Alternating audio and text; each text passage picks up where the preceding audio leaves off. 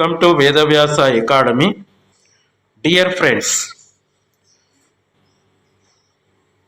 2026 T20 world cup super 8లో భాగంగా నిన్న కొలంబో వేదికగా జరిగిన ఇంగ్లాండ్ వర్సెస్ న్యూజిలాండ్ మ్యాచ్ గురించి ఈ వీడియోలో మాట్లాడుకుందాం. సెమీస్ రేసులో నిలవాలంటే గెలవాల్సిన మ్యాచ్లో ఇంగ్లాండ్ అద్భుతమైన విజయాన్ని అందుకుంది.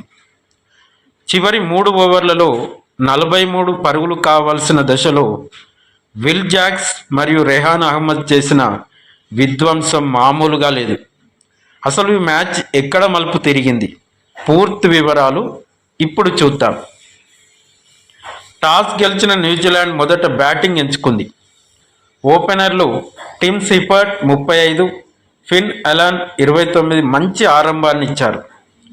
కానీ ఇక్కడే కెప్టెన్ ఒక మాస్టర్ ప్లాన్ వేశాడు. T20 చరిత్రలో మొదటిసారి ఏకంగా 16 ఓవర్ల పాటు స్పిన్నర్లతోనే బౌలింగ్ చేయించింది. విల్ జాక్స్, ఆదిల్ రషీద్, రెహాన్ అహ్మద్ తలో 2 వికెట్లు తీసి కివీస్ జోరును తగ్గించారు. గ్లెన్ ఫిలిప్స్ 39 పరుగులతో రాణించడంతో న్యూజిలాండ్ నిర్ణీత 20 ఓవర్లలో 7 వికెట్ల నష్టానికి 159 పరుగులు చేయగలిగింది. సో 160 పరుగుల లక్ష్యంతో బరిలోకి దిగిన ఇంగ్లాండ్కు ఆరంభంలోనే షాక్ తగిలింది.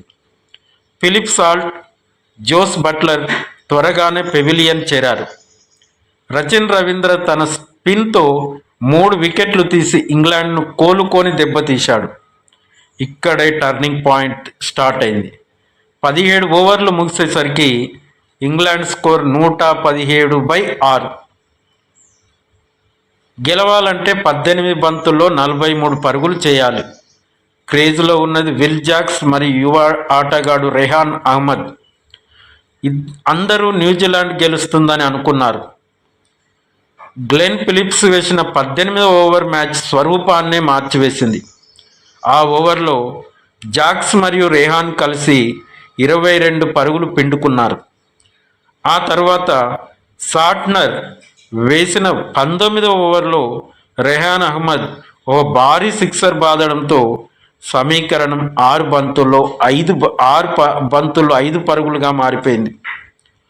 చివరి ఓవర్ 3వ బంతికి విల్ జాక్స్ 4 కొట్టి ఇంగ్లాండ్కు 4 వికెట్ల తేడాతో అద్భుత విజయాన్ని సాధించారు. విల్ జాక్స్ 32, రెహాన్ అహ్మద్ 19 అజేయంగా నిలిచి ఇంగ్లాండ్ను సెమీస్కు చేర్చారు. సో ఫ్రెండ్స్, ఈ విజయంతో గ్రూప్ 2 నుండి ఇంగ్లాండ్ సెమీఫైనల్కు అర్హత సాధించింది. ఇక న్యూజిలాండ్ సెమీ ఆశలు ఇప్పుడు పాకిస్తాన్ వర్సెస్ శ్రీలంక మ్యాచ్ ఫలితంపై ఆధారపడి ఉన్నాయి. మరి ఈ మ్యాచ్లో విల్ జాక్స్ ఇన్నింగ్స్ మీకు ఎలా అనిపించిందో క్రింద కామెంట్ చేయండి. మరిన్ని క్రికెట్ అప్డేట్స్ కోసం మా ఛానల్ని సబ్స్క్రైబ్ చేసుకోండి. జై హింద్.